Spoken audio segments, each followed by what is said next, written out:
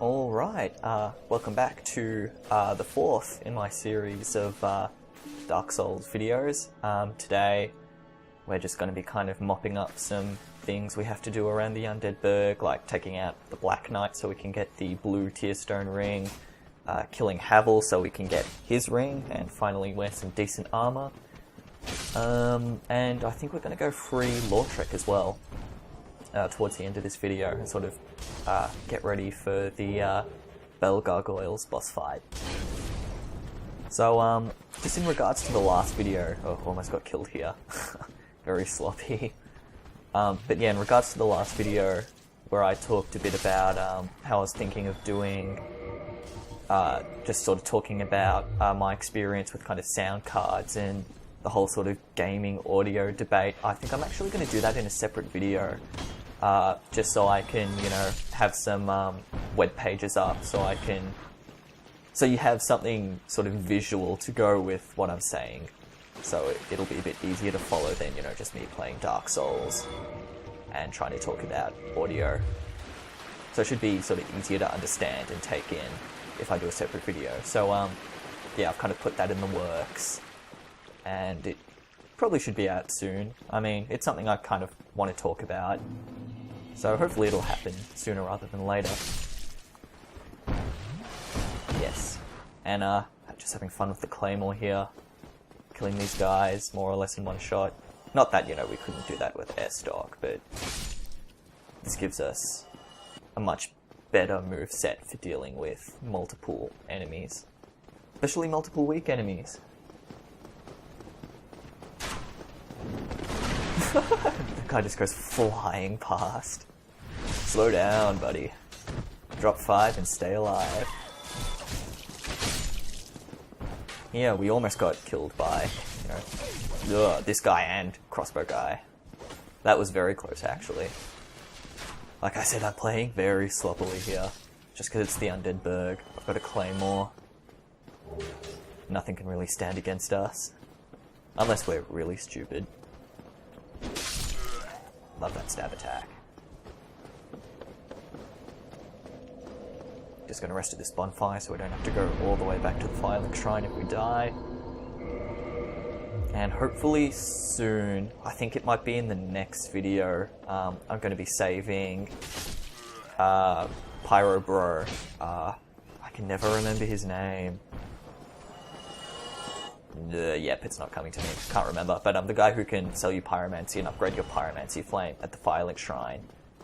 We'll be rescuing him from the depths. We're not actually going to be doing the depths just yet, but yeah, we'll just go in, get the large ember, and rescue him, so we can start upgrading our pyromancy flame.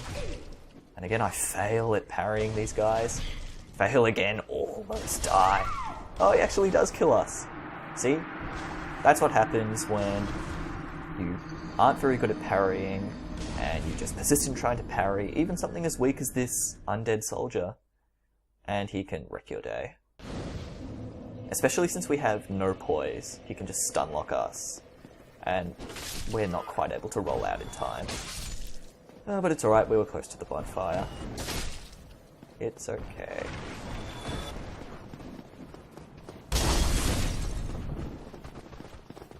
Get the 2 for 1 again.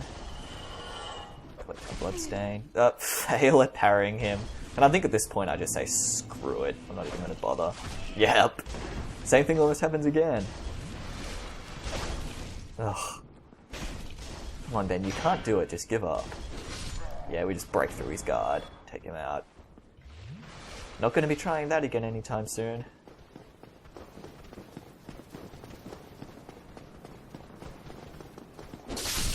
Them both. I love the dash attack with this. Just that swing and that spin you do. So much fun.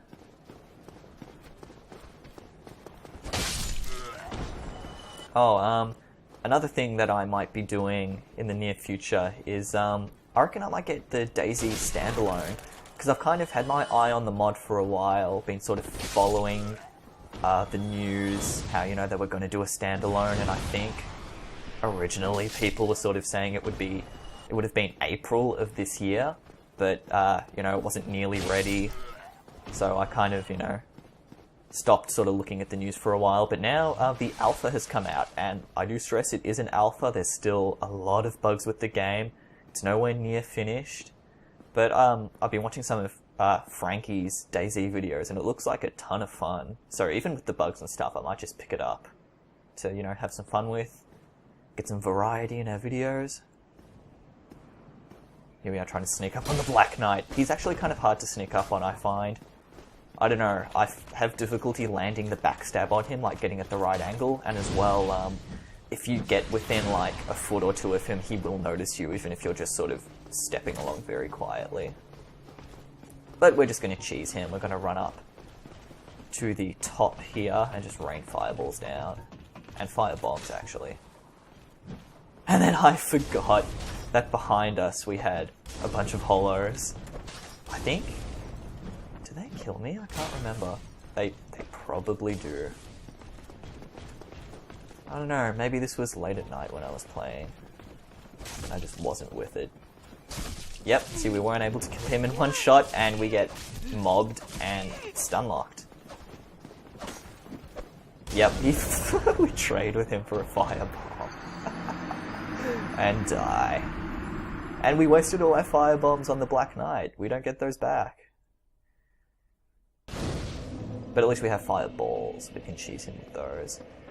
But yeah, kind of tedious, I know, so I'll try and talk about something interesting so you don't have to watch me grind through these guys again. Yeah, DayZ. I don't know, I'm just... Probably one of the things that struck me most about the game was just the sheer amount of... I guess kind of in-depth usability is a good way to describe it. Like, it really is a survival game. Like, the whole thing how you have to get batteries for your torch, and then not only do you have to do that, you have to, like, drag the batteries onto the torch. And, like, you can rip up your clothes, the bandages.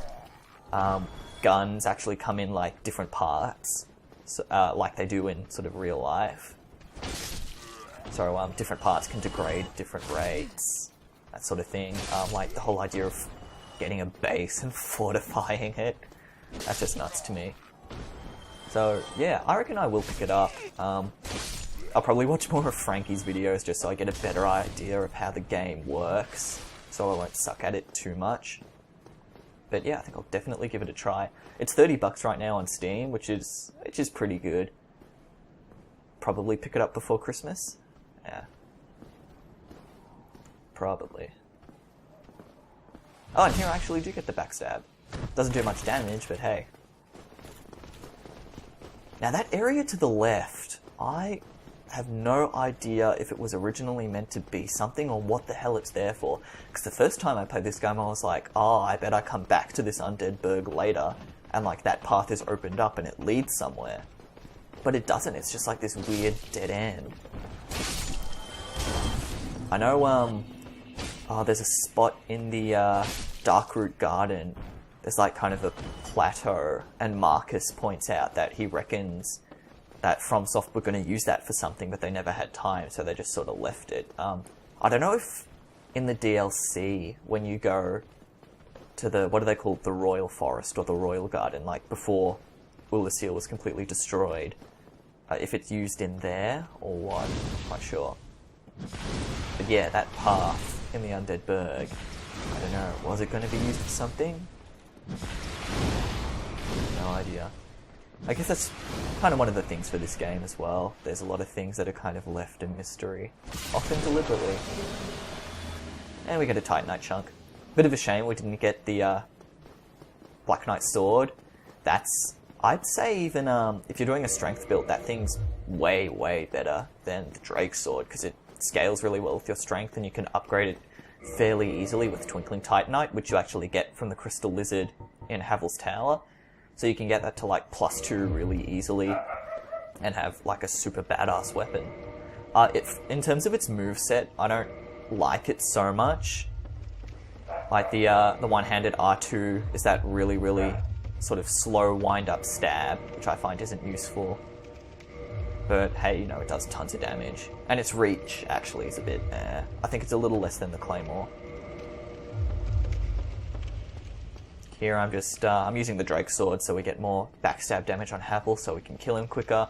But then I needed to drop some gear so that I could still get fast roll to be able to dodge his attacks. Yeah, personally I like to fight Havel up near the top of the tower, just so that if he's, you know, destroying you and you just don't feel like fighting him, you can just run in, grab your bloodstain, and get out without aggroing him. So yeah, I just lure him up here onto that sort of landing.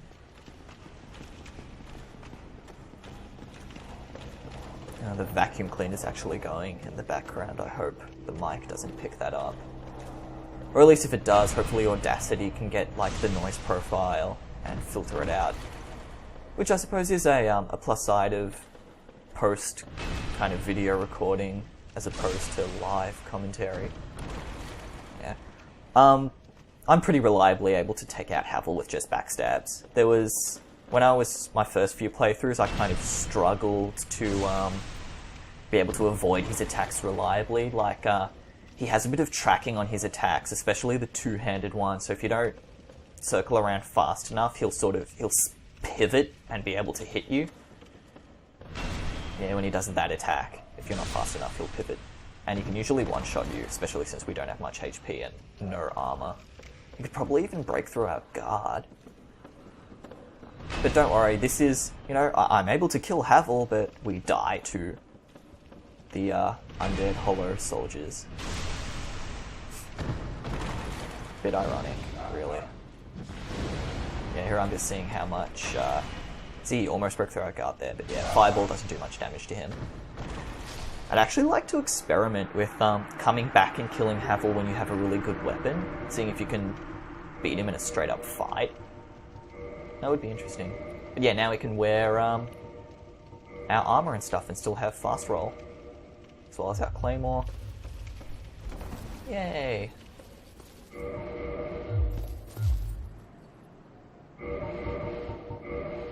And yeah, I take off the boulder gauntlets. They look a bit meh.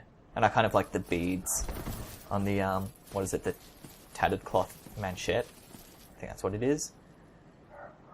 And here, yes, I think I almost forget to get the blue tier stone ring. No, I do forget. I do forget. I think either I pick it up later in this video or I come back at another time. But I do that a fair bit in this playthrough, as you'll see later, where I forget to get a fairly useful item, and I only realize, like, when I need the item, and I bash my head against the wall in frustration. Ah, here we go. Here, I remembered about it, so we have to run back.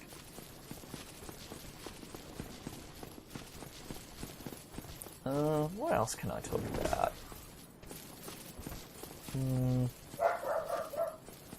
Oh, I guess screw it. I'll talk a little bit about my thoughts on audio now. We've got like 15 minutes left in the video. I'll try to make it a condensed version, then maybe in my separate video I'll go into it more in depth. But basically, I started off at the level of buying sort of gaming headsets, and then from there I got proper headphones. They were kind of low-range headphones, but they were still good. They were still actual headphones as opposed to a headset. Then I got like a sort of a low-end sound card. Then I got... Where did I go from there? I got a better sound card, a more high-end one. Then I got high-end headphones. Then I got a headphone amp. So that was sort of my upgrade path. Cost a lot of money and took a lot of time, but I suppose I was able to experience everything rather than having to rely on reviews and stuff. But what a lot of kind of head-fi sort of audiophile veterans will tell you is just get the very best you can afford from the get-go. Don't worry about, oh, I'll start small and work my way up, and they're right, as I found out. It takes a lot less time and money to just get something great and just stick with that rather than get something kind of cheaper, think, oh yeah, I'm ready for something a bit better, then buy that, then buy something else, and so on and so on. See, now we can parry him. But yeah, basically I started off with, I think it was the Corsair headset, yeah, the Vengeance 1500, which was a USB headset, so it had a bit of what is it? I think, yeah, it came with Dolby headphone and it came with like a virtualized 7.1 surround. And it was a pretty good headset. I mean, it was an upgrade from my onboard. It had pretty decent, like sort of surround emulation. So it did improve my FPS games a fair bit. I was just able to tell in, Call of Duty where people were coming from. It was pretty good. But it didn't really improve like my music at all. And I like listening to music, so that was kind of a fairly big factor for me. But it was okay. I mean, if all you're looking for is kind of a surround headset, then, yeah, one of those gaming USB headsets is fine. Ugh, excuse me.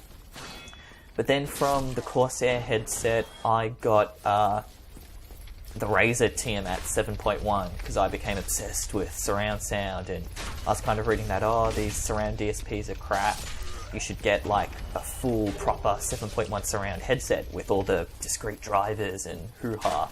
So I spent a ton of money on the Razer Tiamat. In terms of music, it sounded pretty terrible. It wasn't great because the way that Razer is able to put all those drivers in their ear cups and also keep the price down is that, basically they use cheap drivers. Which, kind of, I was sort of aware of, but at the same time, I really wanted that 7.1 surround sound. Or what I thought was, quote-unquote true 7.1 surround. And it was a step up above the virtual stuff that was on the Corsair headset. I could very, very easily pinpoint people in Call of Duty and Battlefield. It was a lot of fun.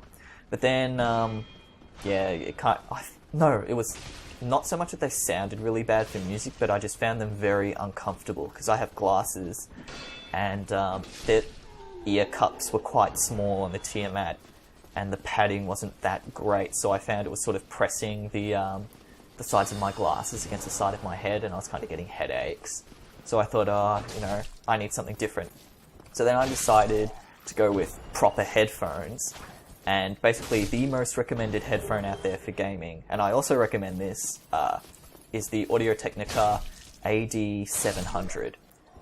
I think they might have done a black version, but when I got them they were kind of purple, so they looked a bit weird, but they were sort of proper headphones. They're fairly cheap, so they don't break the bank. You can usually find them on eBay for like $100, sometimes a bit less, sometimes a bit more. But they were really, really good. They were better for music, even though they had very little sort of bass. They're EQ'd very much for the mid and treble, so in shooter games, it's really easy to pick up people's footsteps and stuff. So they're very good for that, but not quite so much for music listening. Though they were still better than the Razer Tiamats, but they weren't great. They're not really designed as music headphones. And they were awesome. They weren't quite as good as the 7.1, sort of the surround sound thing, as the Razer Tiamats were, but they more than made up for it in that they were really, really comfortable, and they were better at music. So they were actually, definitely, if you're gonna have a starting point, I definitely recommend the AD700s as a starting point if you're looking to upgrade your audio. They're really good. I really do recommend them. Then from there, I ended up getting a sound card, the Zonar DX. I think it's about an $80 sound card, and it was, wow, it was just a huge, huge step up from onboard audio. Like, in the video that Logan made, I can sort of get where he's coming from when he says, there's very little difference between onboard and sound cards. Yeah, and here I die, because Crossbow Guy hits us in the head, and then, yeah, his friend stabs us. So that was stupid. But back to audio. If you're upgrading to like a $30 or $40 sound card, yeah, I can definitely see that there wouldn't be much difference. But as soon as you get something like the Creative Sound Blaster Z or the Zonar DX, or I think the DGX is another good one, you will notice a massive difference. But as well, the way actually no, I should rephrase that. What you use to listen to your music very much matters. Because what the vast majority of people use, I'm guessing, is iTunes. And the way iTunes processes your music is just through sort of the standard Windows audio stack. And Windows basically does all this, it kind of I don't fully understand it, so I'll try to simplify it a lot, so I don't make any mistakes in the way I describe it, but it basically processes your music. Kind of like if you buy really cheap cheese from the supermarket, it's all processed, all the good stuff is taken out. So, yeah, basically listening to music through iTunes and that standard sort of Windows audio stack is not really a great idea. Especially, you won't really notice it actually with 128 kilobit MP3s and kind of bad headphones, but as soon as you upgrade to better headphones, you will really notice that it just doesn't sound great. So you want to change your player to either Winamp or Foobar. I personally use Foobar, I just like it a bit more, but Winamp is perfectly fine as well. And then you want to change your output method. This is mainly if you have a sound card, not so much for onboard, but you either want to get a plugin called Wasapi, which is a Windows Audio Session API, or you want to use ASIO. And what that does is it completely bypasses that Windows audio stack that I was talking about, and it gets your digital to analog converter, either the one on your motherboard or the one on your sound card, and it uses that to process the audio. And so you get a much better signal. Here we get invaded in probably one of the worst places, because we've got all these buffed hollows, we're in this tiny corridor. We can't really run away because these guys will get us in the back, and we can't really ignore the invader because they'll get us in the back. So yeah, I think here they come up behind me and backstab me or something. I'm just trying to clear these guys out as quickly as possible. But yeah, we do die here. Spoilers! There's the channeler. Yeah, see, he comes, backstabs us, and we die. But, oh god, where was I with audio? Yeah, something like Wasapi or ASIO bypasses that Windows audio, and it uses, your DAC. I think I'm explaining it correctly. It uses your DAC to process the audio, so you get a much, much better experience, I suppose. The best way I can say is to use it yourself. I mean, Winamp and what's it called, Foobar, they're completely free. So are these downloads, ASIO and Wasapi. So I'd encourage you to try it out for yourself. And I definitely noticed a massive improvement. And if you don't, for some reason, then it's completely free, so you don't lose anything. But then I think I wanted to upgrade my sound card a little bit. I was happy with the DX, but that was it. I fell into the whole true hardware acceleration thing with Creative's EAX. So I ended up buying a used Titanium HD. I know if you're in America, you can find them for really, really good prices, because they're old cards and a lot of stores just are trying to clear them out. But in Australia, they're a bit harder to find, so mine was, $100 used on eBay. And that was... Basically, I found my Zonar DX to be really, really fun to listen to, but then the Titanium HD that I got, it was very, very sort of clear and unbiased. I guess what Logan meant when he was talking about a pure audio experience. It coloured the sound a bit, it sounded a bit cold, is a good way to describe it, not as sort of fun and warm as the Zonar was, but I could definitely tell that the signal was a lot sort of cleaner, and that my sound was less coloured, which in the end I didn't really like, because audio is a very personal thing. I know when Logan was talking about it, he must like, a very clean, unaltered sound, but I like my sound to be quite warm, fun to listen to. I don't mind if it's coloured a bit. So, I messed around, I think, with the first Bioshock and EAX, and that was pretty awesome, but no new games use it, so I ended up selling the Titanium HD for a Zonar STX, which I'm actually using now. In terms of sound signature, they were very, very similar. The Zonar was a little bit warmer, but still very neutral, so it wasn't quite what I was looking for, but it was still really good. I was still fairly happy with my purchase.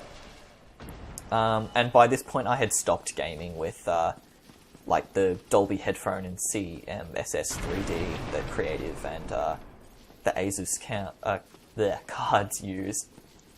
And I gamed in pure stereo. And I did find with a good set of headphones Gaming in pure stereo actually isn't that bad. It's not true binaural recording like you get with the virtual barbershop, and it's not quite as good as those surround DSPs you can get, but it's still decent. I mean, I found it to be more realistic. With like Dolby headphones, you can more or less exactly pinpoint where an enemy is walking, but it sort of processes the sound a lot. So it sounds sort of weird, like reverby, kind of tinny, boomy in some places. So I just liked using the just default stereo. I still found it was a great experience. I could sort of pinpoint within, you know, like maybe a 40-degree cone where enemies were. So, you know, that was fine for me. So yeah, I'd stopped gaming with surround DSPs. And then, let's see, I got my Zonar STX. Oh, then I upgraded my headphones from the 700s to Beyerdynamic DT880s. And they were a really big upgrade. Yeah, I had a ton of fun with the DT880s. I actually got an amp to go with them as well, because they were the 600 ohm versions, so I needed a bit more power than my Zonar could provide, so I ended up getting a tube amplifier, the Little Dot Mark III. I won't go into it too much here, because we don't have much time left, but basically my tube amp kind of warmed up the sound a lot, made it sound a bit more mellowy, I suppose might be a way to describe it, but yeah, it synergized really, really well with my headphones and with my sound card. So I had a lot of fun with those, but then the DT880s have quite a lot of treble on them, so I swapped them out for the AKG Q701s, which are a little bit warmer with their sound signature, so, you know, that kind of had me happy. So, I guess, yeah, we're near the end of the video here. I'll try to wrap up my talk about audio. Yeah, basically, a lot of what Logan was saying and what the Mayflower was saying had grains of truth in them, but either they were struggling to get across what they were saying, or they had no idea what they were talking about. So basically, I'd encourage you to read a lot of user reviews, read a lot of forums, even sort of scientific articles about how audio works. Basically, you want to get a wide range of opinions, not just from one source, so then you can kind of build your own picture. And that'll pretty much wrap it up for today. I think next time we're either going to do the gargoyles or we're going to go to the lower Undead Burg. So thanks for watching, like, subscribe, and I'll see you next time.